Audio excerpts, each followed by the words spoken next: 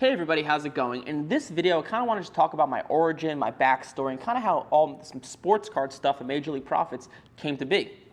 So it all started about 6 years ago. I was delivering pizza, and it was one of the first jobs I ever got. And this job kind of woke me up to the real world. So what I mean by that is a lot of people at this job, they didn't really have much direction. They were alcoholics, drug addicts. And I remember one event in specific that just really woke me up. So one of our delivery drivers got into a brutal accident. He broke his arm. He was all bloody. The ambulance came. I remember seeing it because it happened right in front of the pizza shop. And the reason he got into this accident was he was drunk. He actually had beer cans in his cup holder where you would have water or any other drink. In his cup holder, he had beer cans, and he was just hammered drunk. Got into this brutal accident. He was in a coma. It was just disgusting. But anyways, this woke me up, and I said to myself, you know what? I'm not going to be like this. I'm going to have a good career, good job. I'm going to do everything in my power to make sure I do not end up here, essentially. So on a side note, my parents, my whole life, always shoved education down my throat. If I got an 89 on an exam, why didn't you get an A? If I got a 95, why didn't I get 100? Just always shoving it. If you've ever seen in movies or if you ever know the parents that shove education down your throat, this is the type. So now, a couple months before college, I actually got kicked out of my house for buying a dog, believe it or not. Can you believe parents would kick you out of the house for buying a dog? But they did. And so a couple months before college, I was couch surfing, going from friend to friend, eating at, my friends' houses, sleeping in cold basements, sometimes sleeping in my car if I didn't have a place to stay. It was pretty brutal. It was a pretty surreal moment, and I was 18 years old at the time. So fast forward to college, I was fortunate where I was able to get into school. I had some scholarships, some financial aid. I was able to use the government. I was able to get into Rutgers University, which is in New Jersey. It's a decent school, and I went to school just like anybody else. I partied some. I worked hard. I played club sports, all that good stuff. And now my sophomore or junior year, I believe it was my sophomore year going into my junior year, I got a pretty prestigious internship. I was picked 1 out of 1,000 people at this tax finance firm up in Parsippany, New Jersey. And at this time, I had no clue what the corporate world was like. I assumed, everybody was happy, people made a lot of money, they went home to their families, and it was this great thing. Now, my first day on the job, I remember, one of the assistants came down and slapped a ton of papers on my desk and projects for me to do.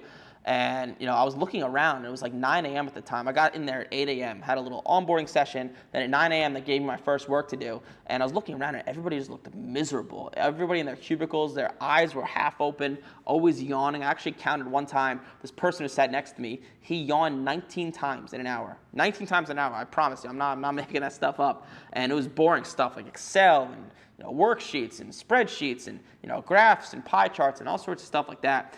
And I couldn't take it. I was into this job for a couple hours. I said to myself, if I can't handle this for a couple hours, how am I going to handle this for the next 40 years of my life, 50 years of my life, however long it would take for me to retire? Now, this just kind of sparked the entrepreneurial drive in me. So after 5 days, I actually ended up quitting that job. And I said to myself, I can't be like this. I need to start my own business, be my own boss, work on my own terms, because that's the only way I'm ever going to get through life, essentially, because I just could not do the whole corporate thing. So my first ever business I got into, I went online, I researched some stuff, and I said to myself, Amazon FBA. Sounds like a great business. For those of you that don't know what Amazon FBA is, it kind of works like this. So when you buy something on Amazon, you're actually usually not buying it from Amazon.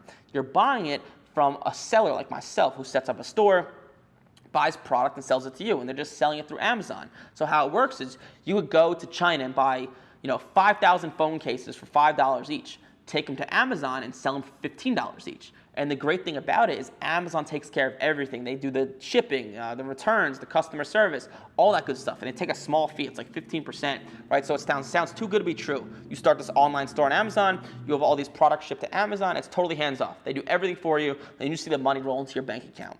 Well, as you can imagine, it's a little bit easier said than done. And my first product I bought was this teaching supply product. I spent $5,000 on it, almost everything I had at the moment.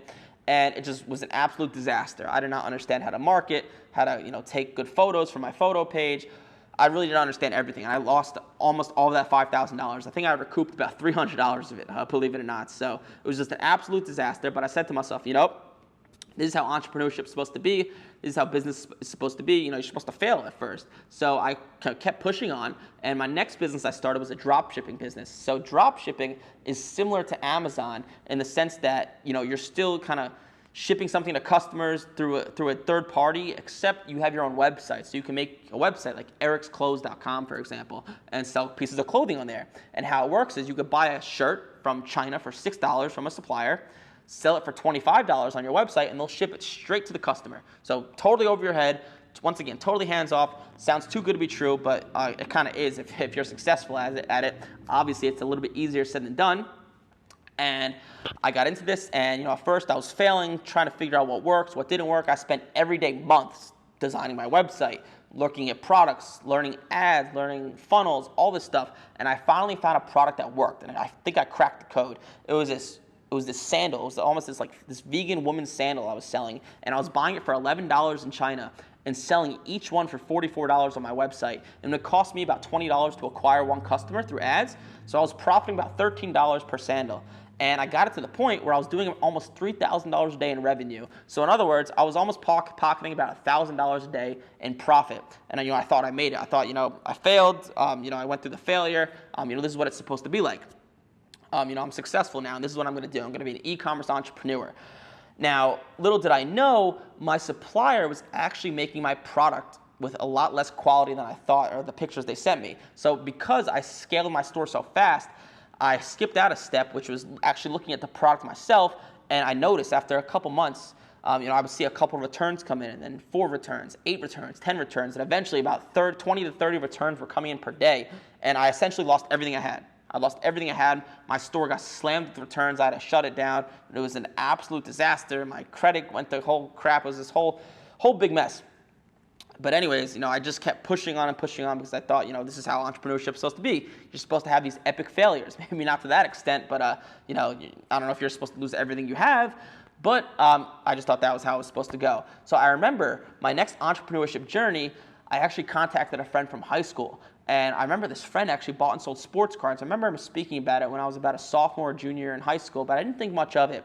And I reached back to him, and he said, yeah, sure, I'll teach you the industry. And he told me there's a lot of money involved. It's a lot of fun. I love sports.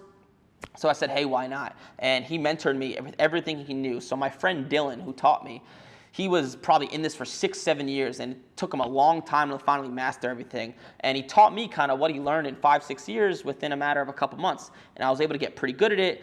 I was making $500 a week, then $1,000 a week, then $5,000 a week, and more and more and more. And I started traveling to shows, going all over the country. I really got into the sports cards, and all my time was focusing on sports cards. And I was very fortunate. I was able to pay my loans through school shortly after, just through sports cards.